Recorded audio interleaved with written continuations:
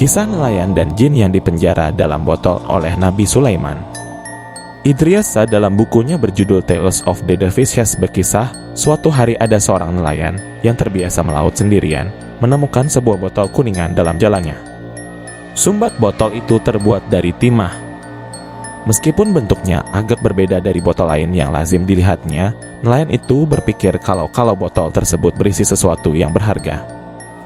Lagi pula, hari itu tangkapannya jelek, paling tidak ia bisa menjual botol kuningan itu kepada pedagang kuningan. Botol itu tidak begitu besar. Pada lehernya tergores simbol aneh meterai Sulaiman, raja dan guru. Di dalam botol itu terperangkap suatu jin yang menakutkan, dan Sulaiman sendiri telah membuangnya ke laut agar manusia terlindungi dari roh itu sampai saatnya tiba ketika hadir seseorang yang bisa mengendalikannya. Menempatkan jin itu pada tugasnya sebagaimana semestinya, yaitu melayani manusia. Tetapi nelayan itu tak mengetahui hal tersebut. Yang ia tahu adalah bahwa botol itu bisa ia selidiki dan mungkin akan mendatangkan keuntungan bagi dirinya. Kulit botol itu bercahaya dan jelas dikerjakan dengan sentuhan seni. Di dalamnya, pikir nelayan itu, mungkin ada intan, lupa akan petuah, manusia hanya bisa mempergunakan sesuatu yang ia ketahui penggunaannya. Nelayan itu menarik sumbat timahnya. Ia menelungkupkan botol itu, namun tampaknya kosong. Lalu, ia meletakkan dan memandangi botol itu. Kemudian, terlihat suatu gumpalan asap tipis yang semakin pekat, membumbung naik dan membentuk hantu raksasa dan seram, yang berseru dengan nyaring. Aku pemimpin bangsa jin yang mengetahui rahasia peristiwa-peristiwa gaib. Aku memberontak terhadap Sulaiman dan ia mengurungku dalam botol laknat ini. Nah, sekarang kau akan kubunuh. Nelayan itu ketakutan dan tersungkur di pasir sambil menangis. Akan kau bunuh juga ke orang yang membebaskanmu. Tentu saja, kata jin itu, sebab berontak adalah sifatku dan merusak adalah keahlianku, meskipun kurungan itu telah menahanku ribuan tahun lamanya. Sekarang, nelayan itu menyadari bahwa alih-alih mendapat keuntungan dari tangkapan tak disangka itu, ia akan binasa begitu saja tanpa alasan yang bisa dimaklumi. Ia memandangi meterai pada sumpal botol itu dan mendadak terpikir olehnya suatu ide. Kau tak mungkin muncul dari botol itu, katanya. Botol itu terlalu kecil. Apa kau meragukan ucapan pemimpin para jin? Teriak bayangan itu. Dan jin itu pun mengubah dirinya menjadi gumpalan asap dan ia masuk kembali ke dalam botol itu. Nelayan itu mengambil sumbat tadi dan memeteraikannya pada botol itu. Kemudian, botol itu ia lemparkan jauh-jauh ke dalam lautan. Berpuluh-puluh tahun lewat sampai suatu hari nelayan lain, yaitu cucu nelayan pertama tadi, menebarkan jalannya di tempat yang sama dan mendapati botol itu lagi. Ia menaruh botol itu di pasir. Ketika baru saja hendak membukanya, ia teringat akan nasihat ayahnya yang diturunkan dari kakeknya. Bunyi nasihat itu, manusia hanya bisa mempergunakan sesuatu yang ia ketahui penggunaannya.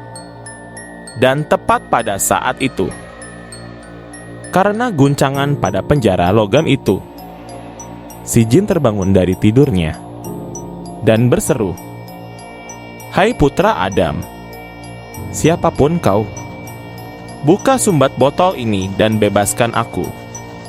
Sebab akulah pemimpin bangsa jin yang mengetahui rahasia peristiwa gaib." Karena mengingat pesan leluhurnya, nelayan muda itu pun meletakkan botol itu dengan hati-hati di dalam sebuah gua. Lalu, ia mendaki bukit karang yang terjal di dekat situ, mencari pondok seorang bijaksana. Ia pun menceritakan semuanya kepada orang bijaksana itu, yang berkata, "Pesan leluhurmu itu benar adanya, kau harus melakukannya sendiri. Tetapi terlebih dahulu kau harus memahami cara mempergunakannya." "Tetapi, apa yang harus kulakukan?" tanya pemuda itu. "Pasti ada sesuatu yang kau rasa ingin kau lakukan," kata orang bijaksana itu. "Aku ingin membebaskan jin itu agar ia bisa memberiku pengetahuan ajaib atau mungkin gunungan emas dan lautan zamrud, dan semua pemberian lain yang biasa diberikan oleh para jin. Harapanmu itu tidak akan terjadi, kata sang guru. Sebab ketika jin itu dibebaskan, ia mungkin tidak akan mengabulkan keinginanmu itu, atau mungkin ia akan memberikannya tetapi mengambilnya kembali karena kau tak punya cara untuk melindungi para jin. Belum lagi petaka yang bisa saja menimpamu ketika kau melakukan sesuatu serupa itu. Sebab manusia hanya bisa mempergunakan sesuatu yang ia ketahui penggunaannya. Kalau begitu, apa yang seharusnya kulakukan? Mintalah jin itu sebuah contoh pemberian yang bisa ia berikan. Mintalah cara menjaga pemberian itu dan ujilah caranya. Mintalah ilmu pengetahuan. Jangan minta berupa materi, sebab materi tanpa ilmu pengetahuan adalah sia-sia, dan itulah penyebab semua kekhawatiran kita. Lalu tiba saatnya, sang pemuda itu bisa menyusun rencananya ketika ia kembali ke gua tempat botol jin itu diletakkan. Ia pun mengetuk botol itu, dan terdengar suara jin itu berkata, redam tetapi mengerikan, dalam nama Sulaiman yang perkasa, damai baginya, bebaskan aku, wahai putra Adam. Aku tak percaya bahwa kau seperti yang kau akui dan bahwa kau memiliki kuasa seperti yang kau katakan, jawab pemuda itu. Kau tak percaya, tak tahukah kau bahwa aku tak bisa berbohong, sahut jin itu. Tidak, aku tak percaya, kata nelayan itu. Lalu, bagaimana aku bisa meyakinkanmu? Tunjukkan padaku kekuatanmu. Bisakah kau mempergunakan kuasa tertentu melewati dinding botol? Ya, aku jin itu, tetapi kekuatanku ini tak cukup kuat untuk membebaskan diriku. Baik sekali, kemudian kau juga harus memberiku kemampuan untuk mengetahui kebenaran tentang masalah yang ada di pikiranku. Segera saja, setelah jin itu menggunakan kemampuan gaibnya, nelayan itu pun segera sadar akan sumber petuah tadi yang diwariskan oleh kakeknya. Ia juga menyaksikan seluruh peristiwa pembebasan jin itu oleh kakeknya berpuluh-puluh tahun silam. Dan dilihatnya pula cara untuk menyampaikan kepada orang lain tentang bagaimana memperoleh kemampuan serupa itu dari para jin. Tetapi, ia pun menyadari bahwa tak ada lagi yang bisa dilakukannya. Dan begitulah, si nelayan membawa botol itu dan melemparnya kembali ke lautan sebagaimana yang pernah dilakukan oleh kakeknya dulu. Pemuda itu pun menghabiskan sisa hidupnya untuk mengajari manusia pada masanya tentang bahaya yang akan dihadapi. Manusia hanya bisa mempergunakan sesuatu yang ia ketahui penggunaannya. Namun, karena sedikit orang yang pernah menemukan jin dalam botol, dan tak ada orang bijaksana yang menasihati mereka dalam berbagai hal, penerus nelayan itu memutarbalikkan apa yang mereka sebut ajarannya, dan menirukan penjelasannya.